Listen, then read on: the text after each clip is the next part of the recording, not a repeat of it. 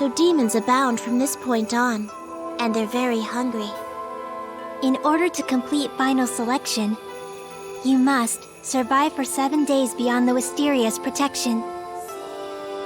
Now, your trial begins.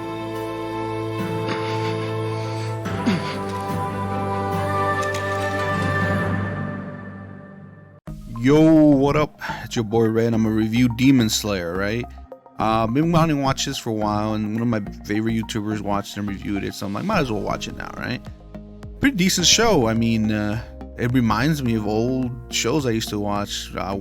First thing I compare it to is Dragon Ball, man. Not only do you see the beginning, the start of what happened to this kid, but you see his training to get there.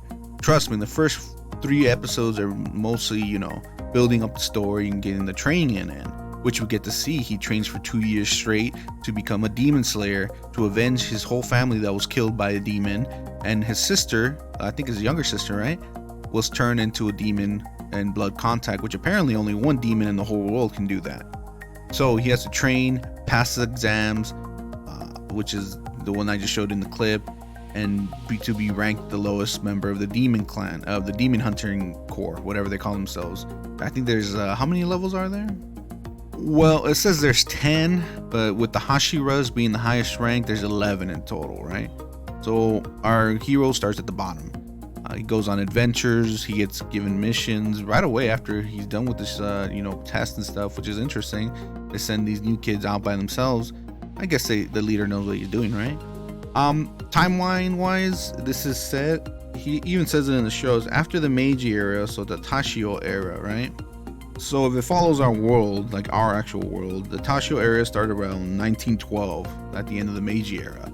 That means that Japan has gone to war with Russia and stuff like that. So my question throughout the whole show, there's a couple questions I had throughout the whole show. One was, there's no guns? What the hell?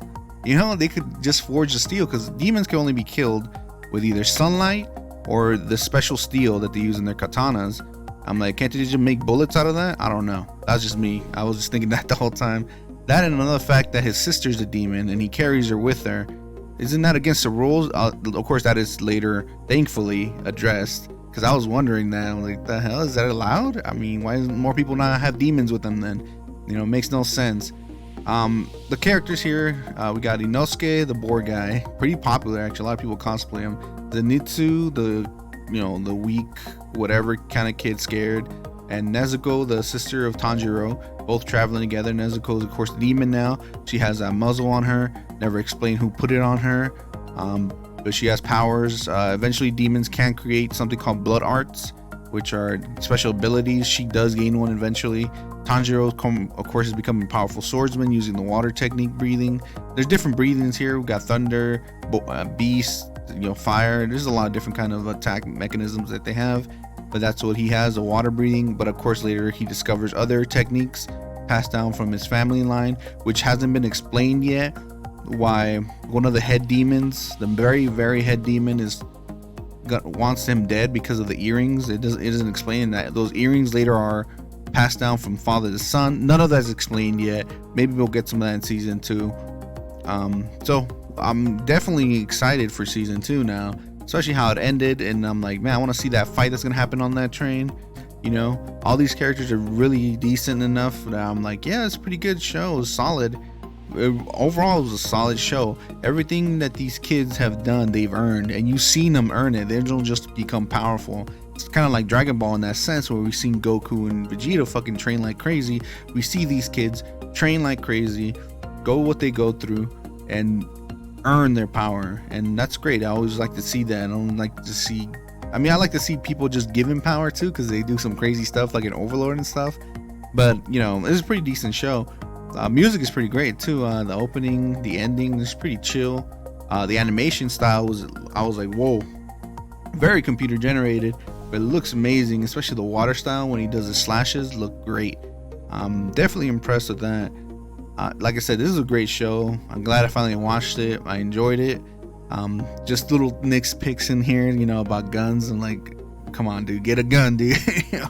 And if you say like, oh, you have to cut the head off with the sword and stuff, no, you don't. We just saw one of the Harashima fucking poisoned someone and just stabbing them multiple times. You can't just put poison on bullets and stuff. I'm just saying, there's a lot, back and forth on those. But overall, it was pretty good, man. I enjoyed this show. I can't wait to see what happens after they fight the 12 powerful demons underneath the most powerful one. We'll get to see that, I guess, next season. I don't know when. Overall, I'm gonna give this a 7 out of 10. Like I said, I enjoyed it. I like it. I can't wait to see more, and hope you guys watch my reviews. Hit that like, hit that sub, and I'll catch you guys next time. Peace.